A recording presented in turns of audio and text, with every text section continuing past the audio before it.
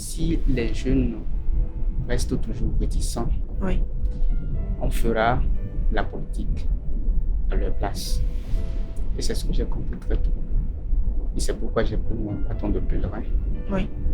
Et je me suis ardemment engagé pour faire valoir mon opinion.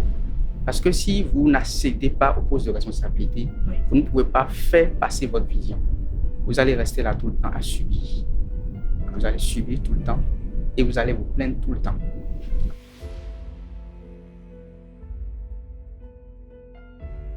À quelques jours du démarrage officiel de la campagne électorale, le paysage politique béninois s'anime et les regards se tournent vers les acteurs appelés à porter les aspirations des populations.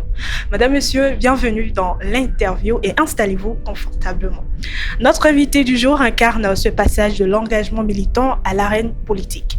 Florent Kodjo-Gangan, leader du parti FCBE, secrétaire administratif adjoint de la coordination FCBE de la 15e circonscription électorale. Il est aussi suppléant de la tête de liste pour les élections législatives dans cette circonscription électorale et également suppléant de la tête de liste pour les élections communales dans le 6e arrondissement de Cotonou. Une double désignation qui traduit d'ailleurs la confiance de son parti et soulève de nombreuses interrogations. Quelle vision porte-t-il?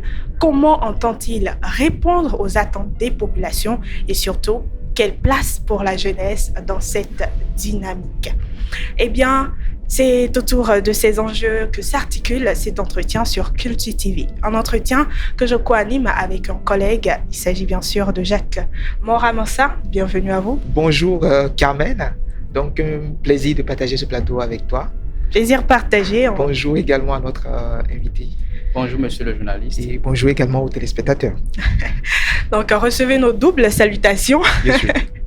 Alors, on est bien sûr ravis de vous accueillir sur ce plateau. Bonjour à vous, monsieur Florent. Bonjour madame la journaliste, le plaisir est partagé.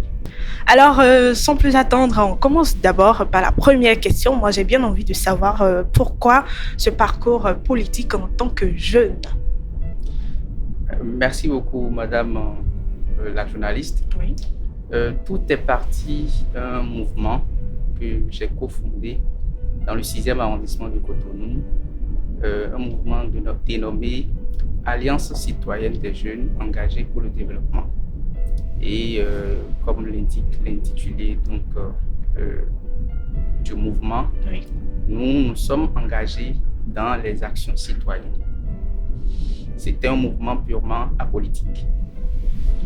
Et nous avions essentiellement pour objectif de répondre, tout en n'étant pas politicien, aux questions, donc aux mots qui minent notre arrondissement. D'accord. Parce que nous avions eu très tôt le souci donc, de changer la donne au niveau de notre arrondissement.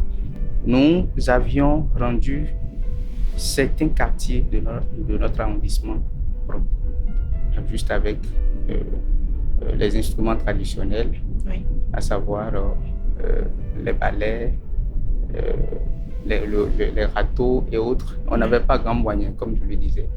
Donc, c'est notre engouement au travail qui a attiré l'attention du coordonnateur FCBE du littoral d'alors.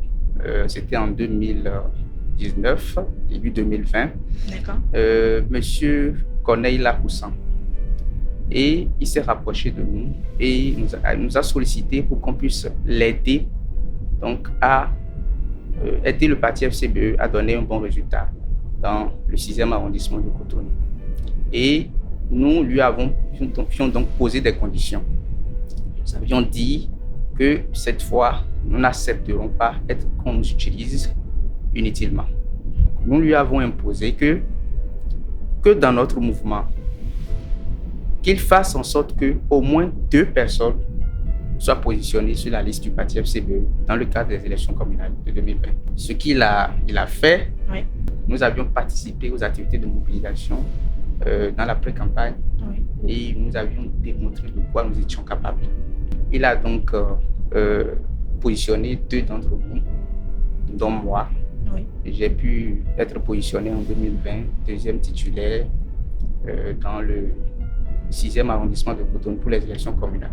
Nous n'avions pas en 2020 réussi à lever des sièges au niveau de l'arrondissement. On ne nous a pas découragés. Nous avons donc appris de nos échecs, de nos erreurs. Oui.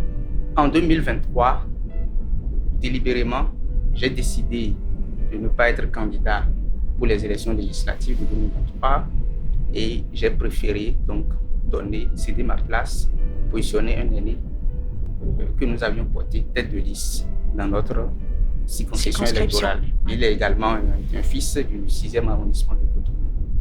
Et en 2023, pour les législatives, nous n'avions pas pu réunir le seuil de pourcentage nécessaire qu'il faut donc pour lever les sièges à l'Assemblée nationale.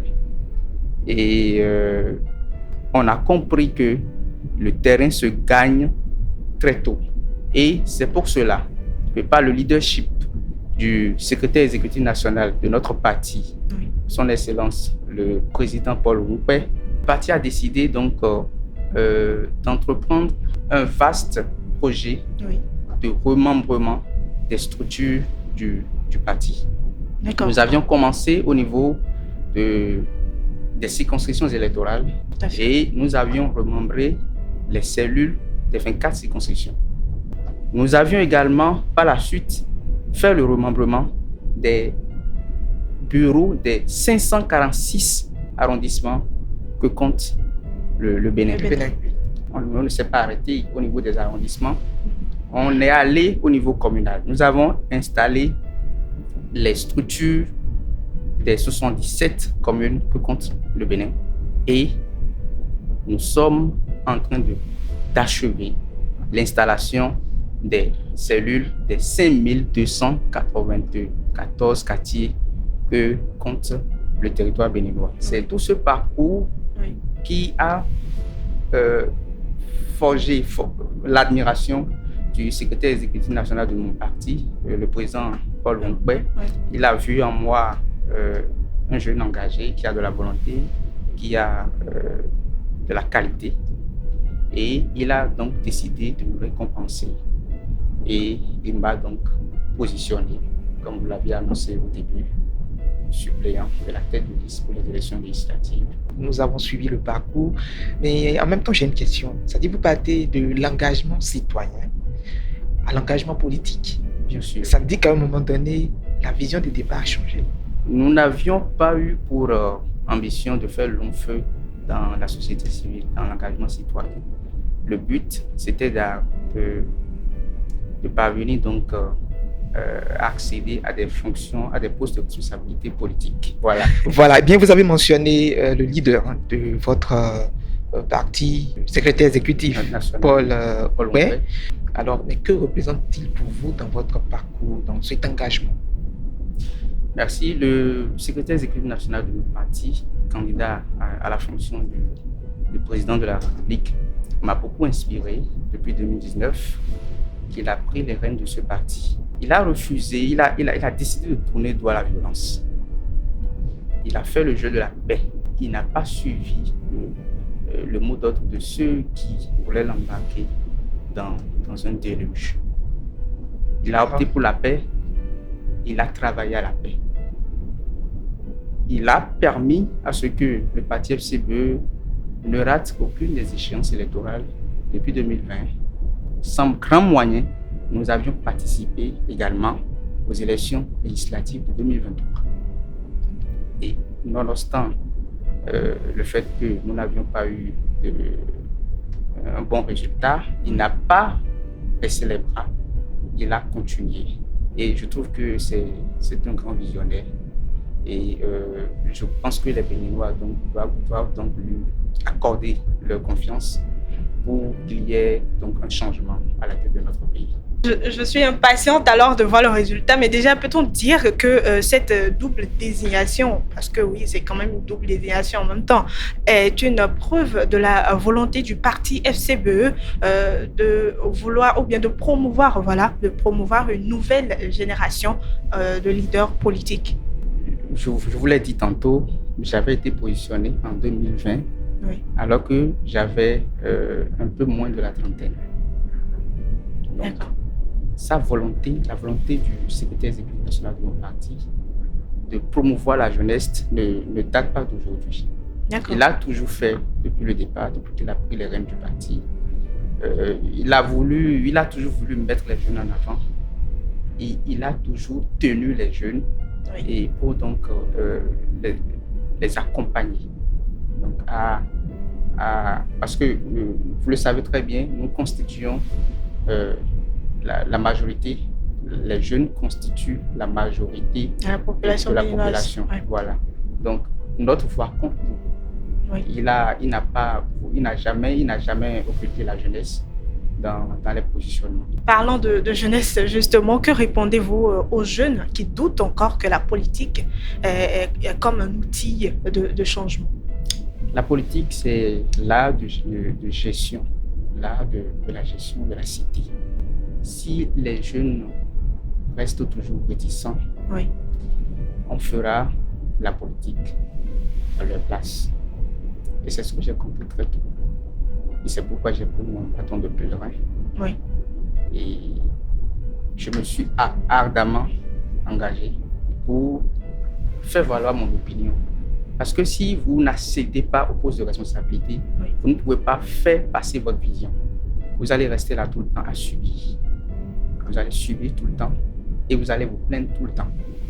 Il faut oser. Il faut oser. Il faut percer. Il ne faut pas rester derrière. Il ne faut pas rester tout le temps à travailler pour les autres. Parce que il faut que la jeunesse le comprenne.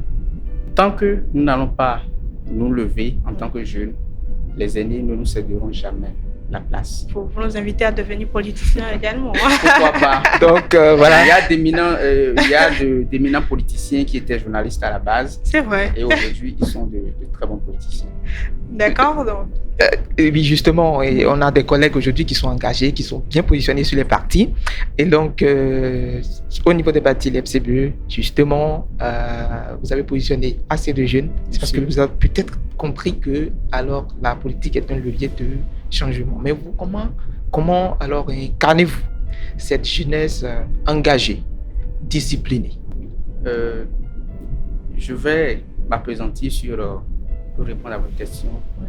sur la jeunesse de Cotonou, Ok. spécialement de la 15e précisément. circonscription électorale. Oui.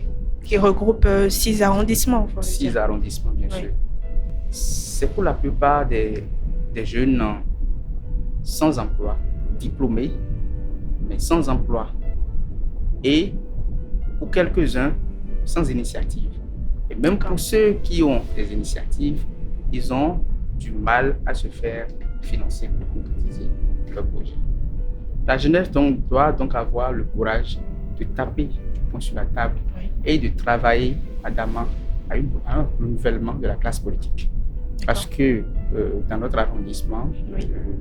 le 6e arrondissement de Cotonou en particulier, ceux qui nous dirigent actuellement ont été là depuis plusieurs décennies. D'accord. On va dire moins de la trentaine déjà. Et je pense que il est temps pour les jeunes de se lever et de soutenir la candidature de la jeunesse. Alors, lorsqu'on parle de jeunesse, on parle quand même de manque d'expérience. Vous ne pensez pas qu'il y aura quand même un doute qui va s'installer quand on va penser que oui, ce sont les jeunes qui veulent l'installer? Ils ne doivent pas douter et oser, comme je l'ai dit tantôt. Parce que les aînés ne vont jamais nous céder la place si nous n'allons pas à un challenge, à un combat, un rude combat avec eux. Donc, audacieux pour que la jeunesse puisse prendre sa place, puisse s'affirmer, n'est-ce pas? Et vous estimez que les FCBE sont alors les mieux placés pour représenter véritablement cette jeunesse que vous représentez également. Bien sûr. Alors, vous avez alors évoqué tout à l'heure l'un des défis, le manque d'emploi. Est-ce qu'actuellement, il y en a encore d'autres? Certainement, dans votre circonscription, la 15e. Je dirais plutôt quels sont les défis prioritaires à part le manque d'emploi? Bien sûr. À part le manque d'emploi, des 6 arrondissements que compte la 15e circonscription électorale, notez que le projet asphaltage que le gouvernement du président Patrice Talon a engagé depuis 2016 a impacté sérieusement les 5 arrondissements de la 15e circonscription électorale. Mais le 6e arrondissement de Cotonou, qui est composé donc de 3 ex-communes. Nous avions l'ex-commune de Nantokpa, l'ex-commune d'Adjedo et l'ex-commune d'Awansori. Dans ces ex-communes, vous avez le quartier d'Nantokpa, le quartier Jéricho, Adjedo, Vignon, Adjedo Beko, Didje, Vossa, Ladi et quelques autres quartiers, bien sûr qui sont des quartiers que nous considérons comme quartiers politiques, qui sont presque sur l'eau. Il y a des quartiers qu'on appelle Aïmonofide, qui, on dirait que c'est une île, c'est des constructions sur pilotis, et c'est des populations dauphins. D'accord. Il y a Djesouko, des quartiers comme Toyoyome, Santo et autres. Donc, le 6e arrondissement de Cotonou a été, à mon avis, marginalisé dans la réalisation d'infrastructures. J'impute cette responsabilité-là aux divers responsables de notre arrondissement, parce que c'est à eux, il leur appartient d'attirer l'attention des gouvernants sur les véritables problèmes qui minent donc notre arrondissement. Quitter le quartier Adjedo, rentrer dans Didje, vous allez vous dire que vous êtes dans un village. Ah bon? Bien sûr. Vous direz que vous êtes dans certes, des quartiers, à part Adjedo, le reste des quartiers populaires, où il y a beaucoup de monde, mais vous aurez l'impression de n'être pas à Cotonou. Je ne dis pas du 6e arrondissement. Vous aurez l'impression de n'être pas du tout à Cotonou. Vous allez vous croire quelque part dans un village. Mais ça fait mal. Et je suis né à Didje. Mon quartier, c'est Didje, à Idjidji. J'y ai grandi. J'ai fait tout mon cursus scolaire et universitaire à Didje. Je réside encore à Didje. Et je peux vous dire que les responsables de notre arrondissement, ils n'ont pas réussi. Et je voudrais lancer un appel à la jeunesse de nous soutenir la jeunesse. Ce n'est pas une question d'argent. D'accord. Ce n'est pas une question de moyens. Ils savent que nous n'avions pas les moyens et que nous n'étions pas là depuis 30 ans comme eux. Nous n'étions pas à la tête de l'arrondissement depuis très longtemps et que nous n'avions pas les moyens. Ils savent que nous avions osé. Et je leur lance un appel et je leur demande de soutenir notre candidature. Et ils le font déjà. Je ne vais pas négliger les efforts qu'ils sont en train de déployer sur le terrain pour nous soutenir. Et qu'ils le fassent davantage pour que nous puissions, je le dis, procéder à un renouvellement de la classe politique au niveau donc de notre arrondissement. D'accord, un renouvellement dont vous faites partie désormais, n'est-ce pas? Bien sûr. Et donc cette population peut donc compter sur vous? Bien sûr, compter sur la jeunesse. Il y a un adage qui dit jeune pour jeune. Jeune pour jeune. Nous n'occultons pas les personnes âgées, pas du tout, mais nous pensons que ceux qui sont restés là depuis très longtemps, ils ont fait ce qu'ils pensent pouvoir faire. Et la politique n'est pas une profession, c'est une vision que vous portez. D'accord. Parce que vous avez identifié des problèmes au sein de votre communauté et que vous avez le désir de résoudre. Oui. Donc vous venez sur la scène politique ponctuellement, je dis bien ponctuellement, pour un mandat.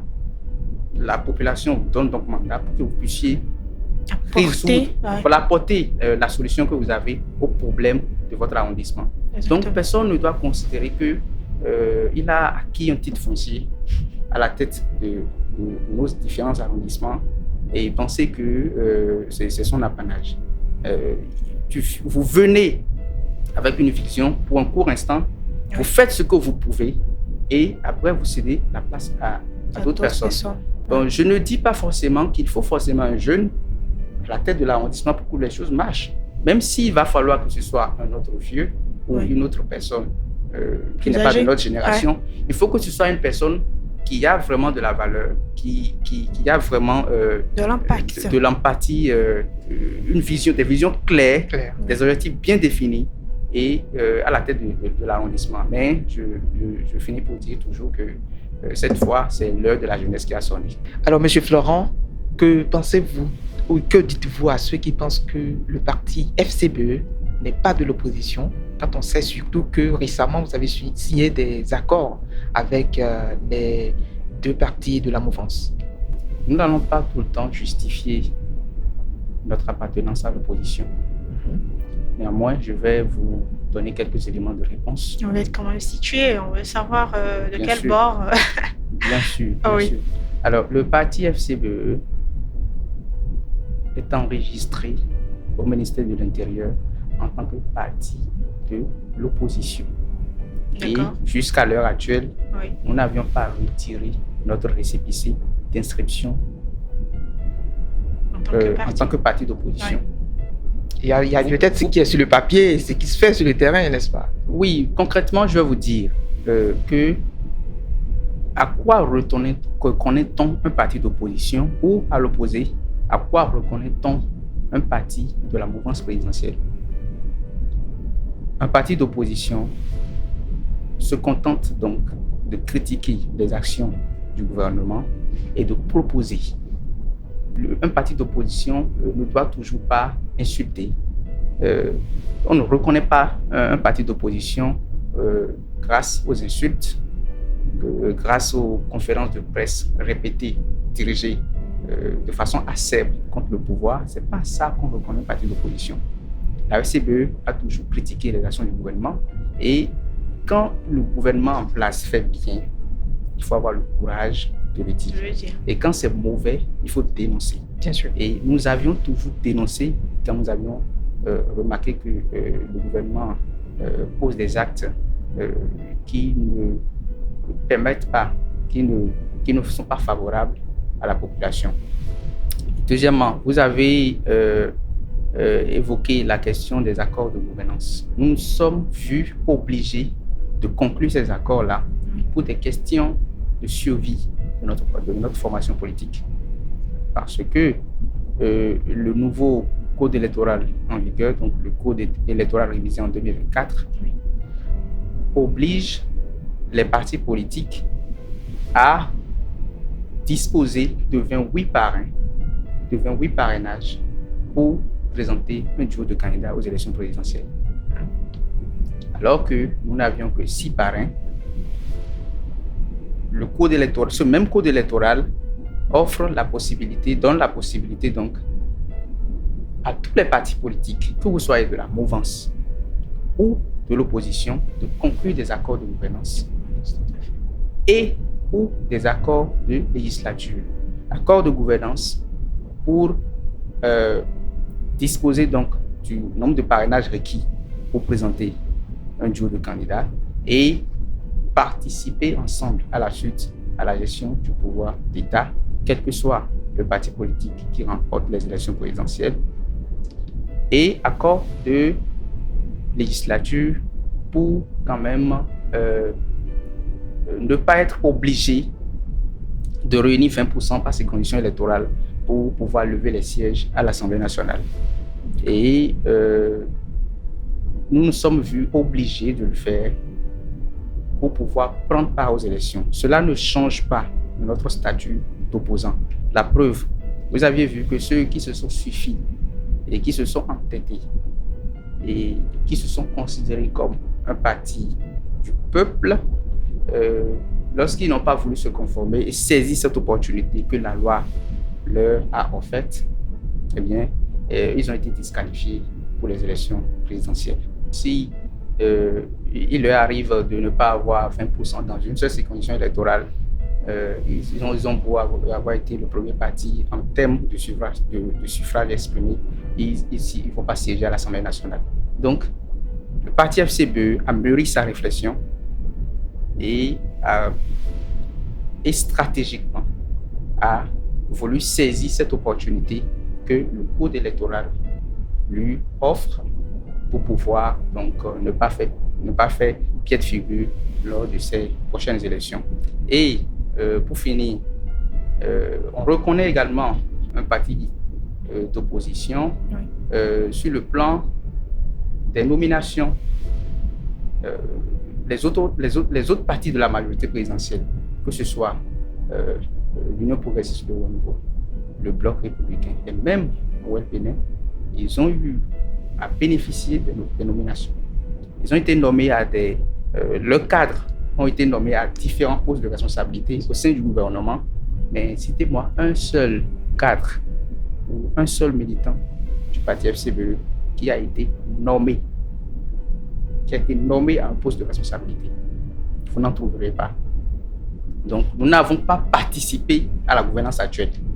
Le parti FCBE est resté en marge de la gouvernance actuelle.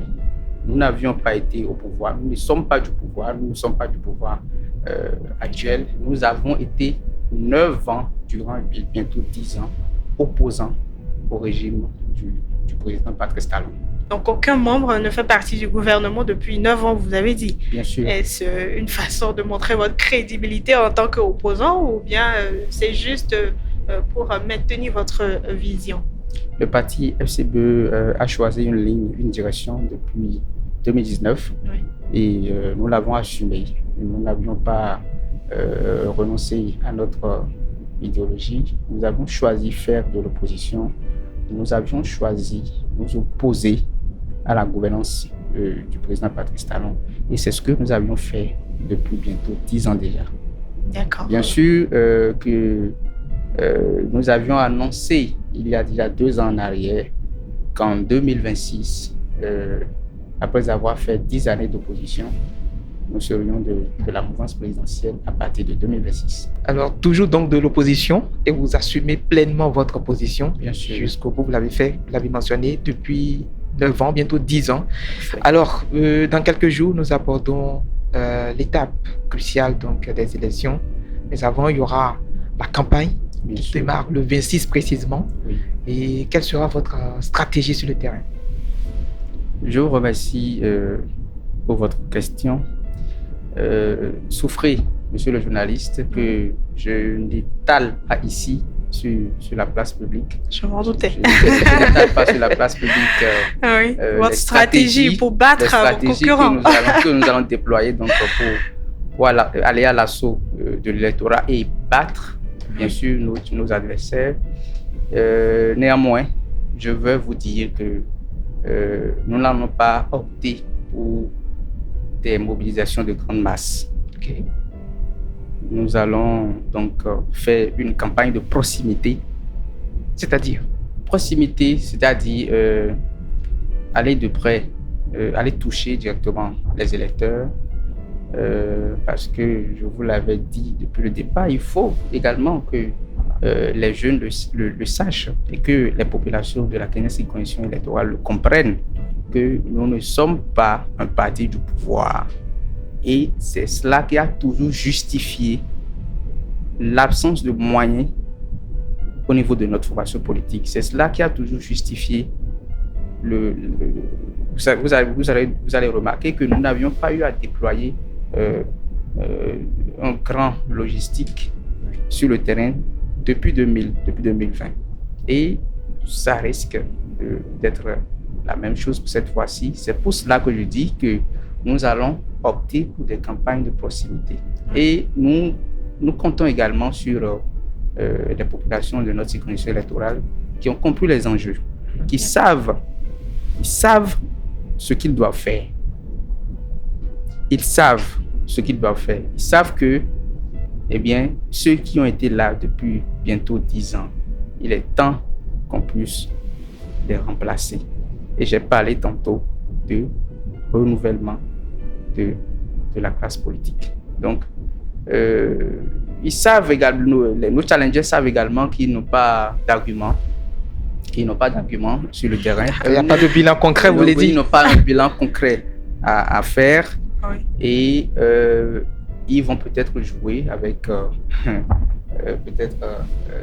ils vont utiliser d'autres stratégies, peut-être les moyens financiers, on ne sait pas. Encore que tout ceci est encadré désormais dans la République.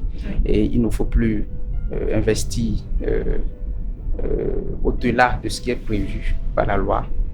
Donc, nous allons également surveiller ça de près et dire à notre jeunesse de ne pas suivre l'argent. Justement, j'allais en parler. Si vous avez affirmé ou bien vous avez même démontré que votre parti évolue sans grands moyens, comment allez-vous répondre quand même à ces attentes d'intérêts financiers qu'on remarque souvent sur le terrain pendant cette période?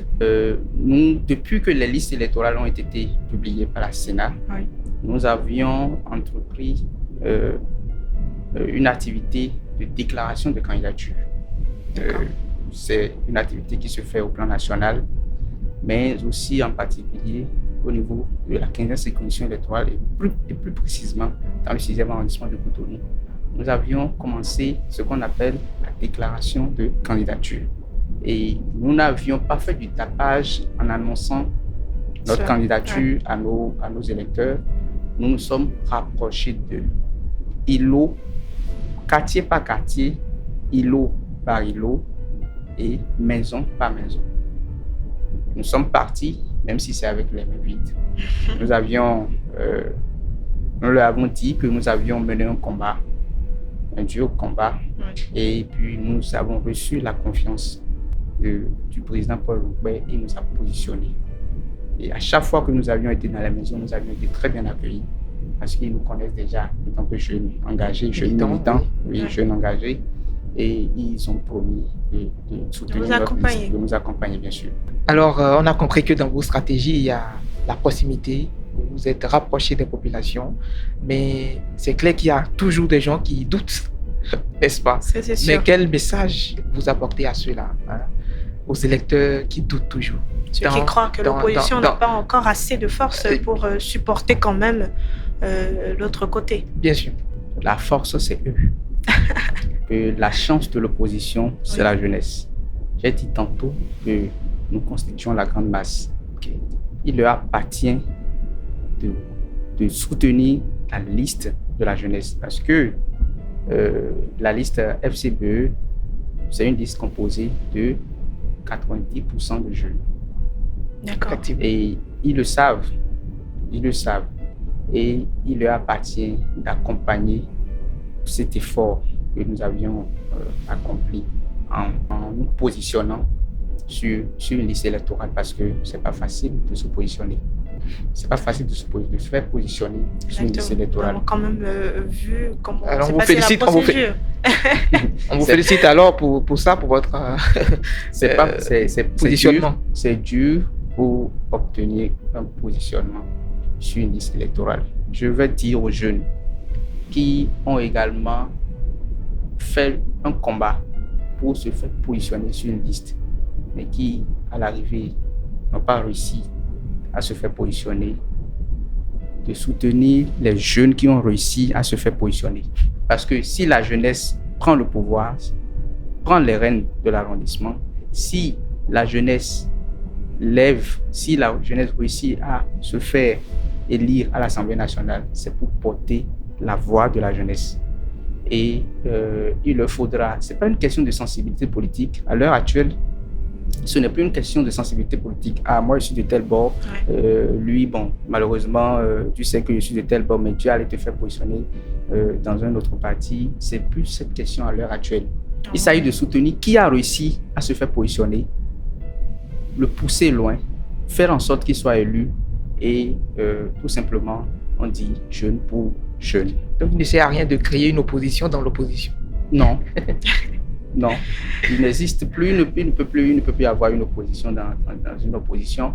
J'ai plein d'amis, de connaissances, de jeunes qui sont dans les partis de la majorité présidentielle, mais qui m'ont rassuré de leur soutien pour dire que le défi à relever, ce n'est plus un défi de parti politique. C'est pas un défi d'idéologie. Ouais, c'est plus une question d'être partisan, une question d'idéologie, mais il s'agit de soutenir le jeune qui a osé, celui d'entre nous qui a réussi à tirer son épingle du jeu et a réussi à se faire positionner. Donc, je demande aux jeunes indécis de se rallier. Votre mot de fin sur ce plateau? Une fois encore, remercier le secrétaire exécutif national du parti, FCBE, son Excellence le Président Paul Rompouet, pour la confiance qu'il a placée en moi, la double confiance, je vais dire, qu'il a placée en moi en me positionnant sur les 2 listes en compétition, et également dire un merci au coordonnateur de la 15e circonscription électorale, coordonnateur et candidat tête de liste d'ailleurs dans la 15e circonscription électorale, aussi bien pour les élections législatives que pour les élections communales. Tel que j'ai été doublement positionné, c'est de cette même façon que lui aussi il a été doublement positionné. Je veux aussi le remercier pour la franche collaboration qui a toujours existé entre nous deux. Il s'appelle bien le coordonnateur Léger André Zamemou. Merci. Eh bien, message reçu. J'espère que c'est bien sûr le cas également au niveau des électeurs, ou plutôt de la population se trouvant dans votre circonscription électorale, précisément la 15e, qui regroupe d'ailleurs 6 arrondissements. Et au terme de cet échange, une chose est claire, au-delà des investitures et des échanges électoraux, Florent Kodjo-Gangan se positionne comme un acteur politique résolument tourné vers le terrain, l'écoute et l'action. Son parcours militant, sa vision, son leadership et même son discours en direction de la jeunesse traduisent une volonté assumée de faire de la politique autrement au service des populations de la 15e circonscription électorale. Et pour finir, à l'orée d'une campagne décisive, les électeurs auront à juger les propositions, la crédibilité et la capacité de chaque acteur à transformer les engagements en actions concrètes. Le rendez-vous est désormais pris avec le terrain, là où se joue l'essentiel précisément du vendredi 26 décembre 2025 à minuit au vendredi 9 janvier, si je ne me trompe pas, c'est bien ça, 9 janvier 2026 à minuit, selon le calendrier électoral. Merci à vous, chers invités, M. Florent Kodjo-Gangan, pour être passé sur notre plateau et avoir répondu quand même à nos préoccupations. Merci à vous, chers téléspectateurs. Merci à mon cher collègue qui m'a accompagné pendant cet entretien. Merci, c'est moi qui te remercie. Merci également à notre invité. C'est moi qui vous remercie. Voilà. Restez donc connectés sur Culte TV pour ne rien manquer de l'actualité et surtout d'autres entretiens et analyses au cœur de l'actualité politique nationale. À très bientôt.